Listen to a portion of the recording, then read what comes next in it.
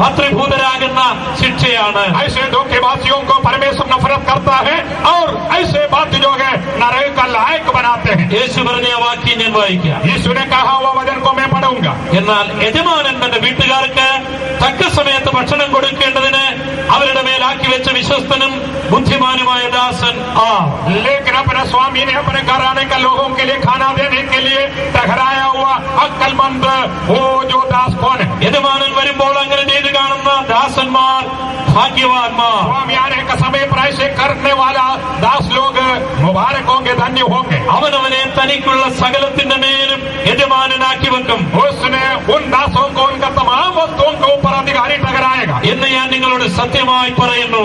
ऐसे मैं सच सच कहता हूँ. എന്നാൽ അവൻ ദുഷ്ടദാസനായി लेकिन वो दुष्ट दास बनते യജമാനൻ വരുവാൻ താമസിക്കുന്നു എന്ന് ഹൃദയം കൊണ്ട് പറഞ്ഞ് स्वामी आने के लिए देरी होते करके दिल से कहकर കൂട്ടുദാസന്മാരെ അടിപ്പാനും കുടിയാന്മാരോടുകൂടി കുടിപ്പാനും തുടങ്ങിയാൽ साथी वाला दासों को मारने के लिए और पियक्कड़ बनने के लिए शुरू करेगा तो ആ ദാസൻ നിരൂപിക്കാത്ത നാളിലും അറിയാത്ത നാഴികയിലും उस दास ने सोचने वाला और अनजान समय पर യജമാനൻ വന്നവനെ ദണ്ഡിപ്പിച്ച് स्वामी आकर उनको दंडन देकर അവനെ കപടഭക്തിക്കാരോടുകൂടി പങ്കുകൽപ്പിക്കും. उनको कपटभक्ति वाला नहीं तो धोखेबाजी वाले उनका साथ में अवकाश दिया जाएगा. അവിടെ കരച്ചിലും പല്ലുകടിയും ഉണ്ടാകും. वहाँ पर रोना और दांत पीसना ही होगा.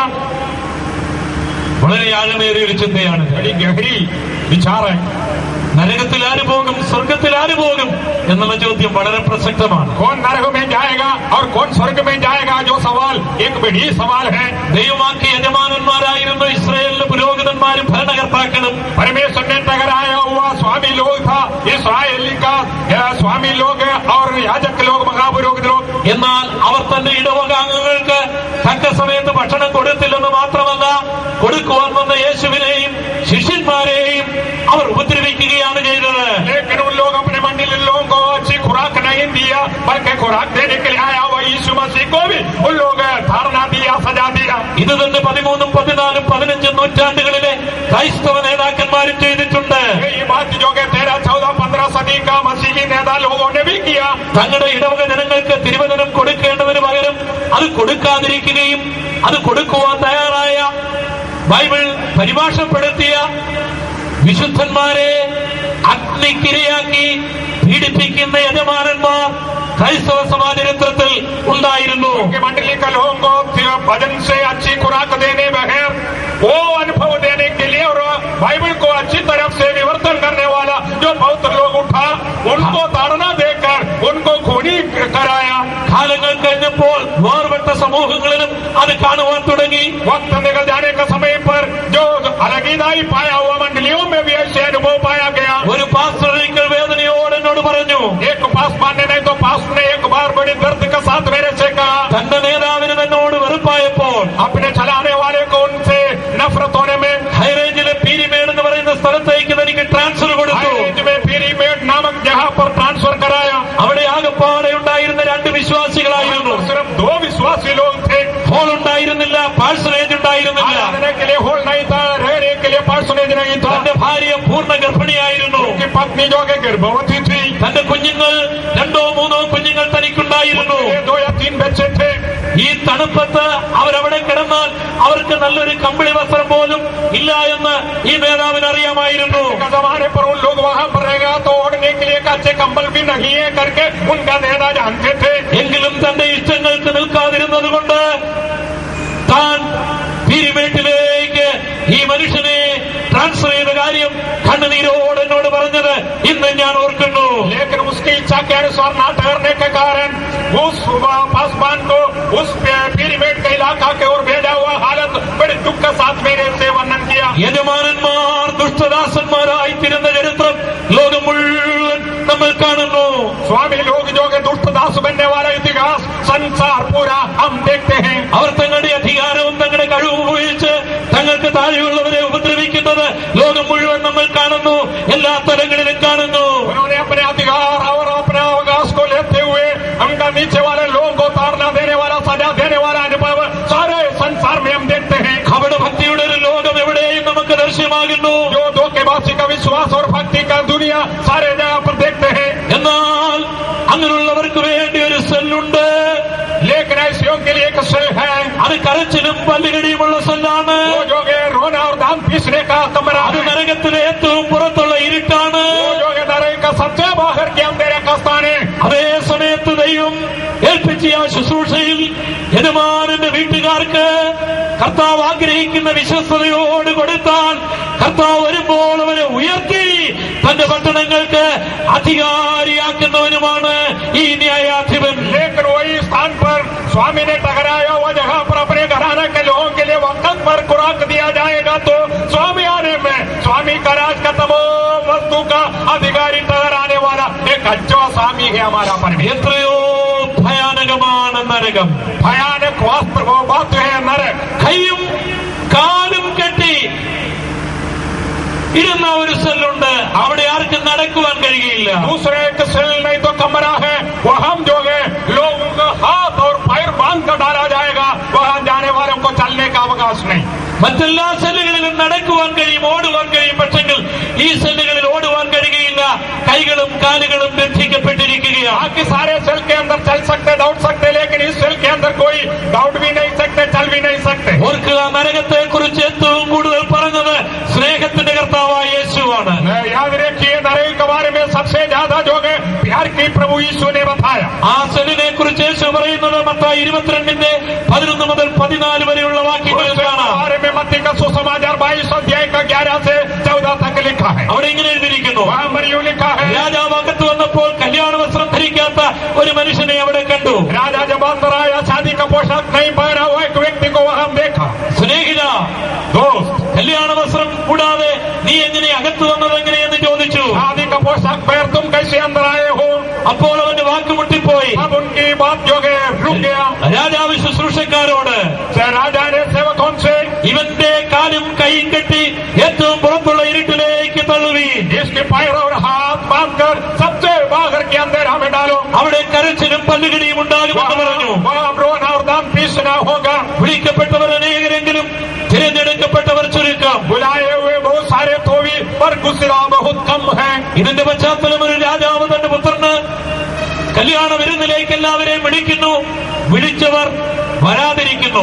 इसके वातावरण जो है एक राजा जो है अपने बेटे का शादी के लिए लोगों को बुलाते हैं, लेकिन बुलाए हुए लोग नहीं आते हैं। അതാണ് നാം ആദ്യം കേട്ടവൻ സ്വന്തത്തിലേക്ക് വന്നു, സ്വന്തമായവർ അവനെ കൈക്കൊണ്ടില്ല.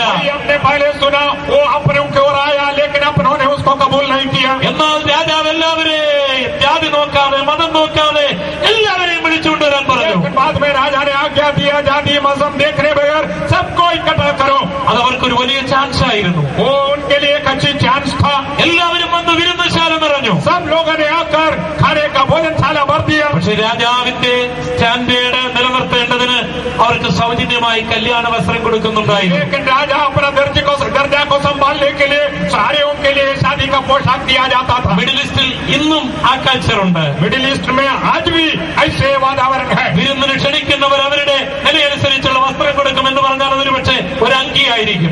शादी के लिए बुलाया नहीं तो भोजन के लिए बुलाया हुआ लोग आने वालों के लिए अपना दर्जे के अनुसार का पोशाक दिया जाता है। ഒരേ നിറത്തിൽ ഒരേ വിലയിലുള്ള വസ്ത്രം ധരിച്ചായിരിക്കും അതിഥികളെല്ലാം ഇരിക്കുന്നത്. एक ही रंग में एक ही ढंग का वस्त्र कपड़ा पहनते हुए उस भोजनशाला में सारे लोग बैठे। ഇവനും അങ്ങനെ വസ്ത്രം കിട്ടിയതാണ്. इनके लिए ऐसे कपड़ा रखा था। അങ്ങനെയാണ് അവൻ അകത്ത് കയറിയത്. वो ऐसे अंदर आ गया। പക്ഷെ രാജാവ് വരുന്നതിനിടയ്ക്കുള്ള സമയത്ത് അവൻ ആ വസ്ത്രം നഷ്ടപ്പെടുത്തി. लेकिन राजा आने का जो बीच का समय पर उसने अपना कपड़ा को बर्बाद कर दिया। അത് രാജാവിനെ അവൻ അപമാനിക്കുകയാണ് ചെയ്തത്. वो जो है राजा को निंदित करने वाला अनुभव था। ഈ വിരുന്നിലേക്ക് അവൻ ക്ഷണിക്കപ്പെട്ടവനെ അർഹനായിട്ടല്ല, इस शादी के लिए नहीं तो भोजन के लिए जो ठहराया गया वो लायक होने से नहीं, സ്വന്തമായവർ കർത്താവിനെ ഉപേക്ഷിച്ചത് കൊണ്ടാണ്. नहीं था कि अपनों ने उनको इनकार किया।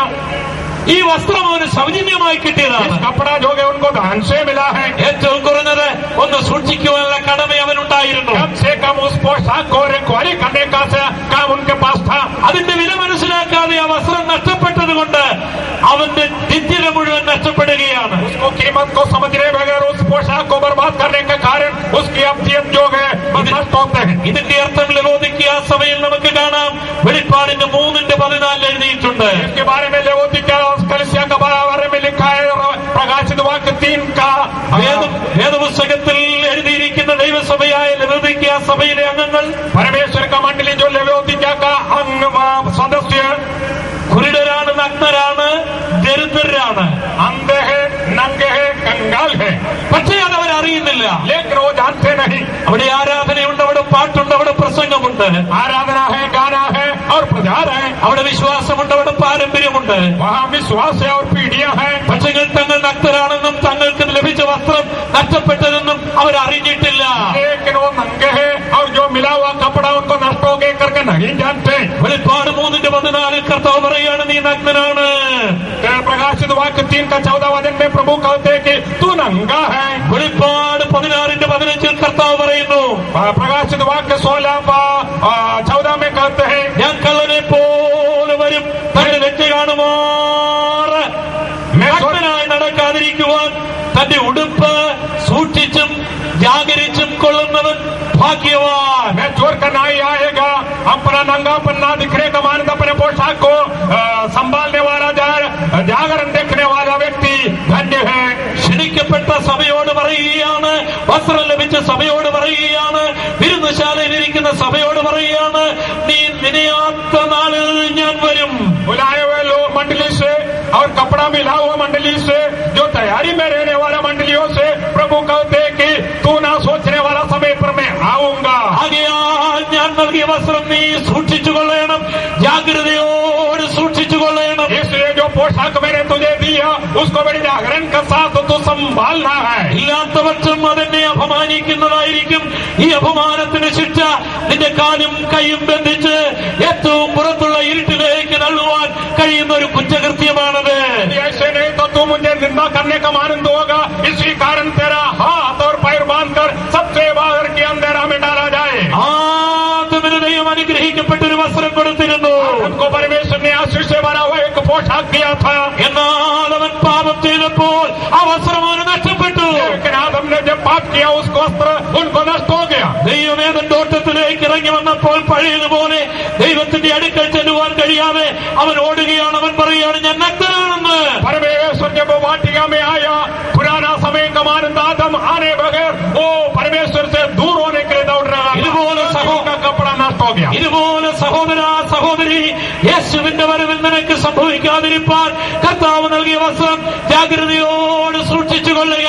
इसलिए भाइयों बहनों, यीशु मसीह के आगमन पर आपको भी ऐसे ना होने के लिए यीशु ने आपको दिया वो पोशाक को बड़े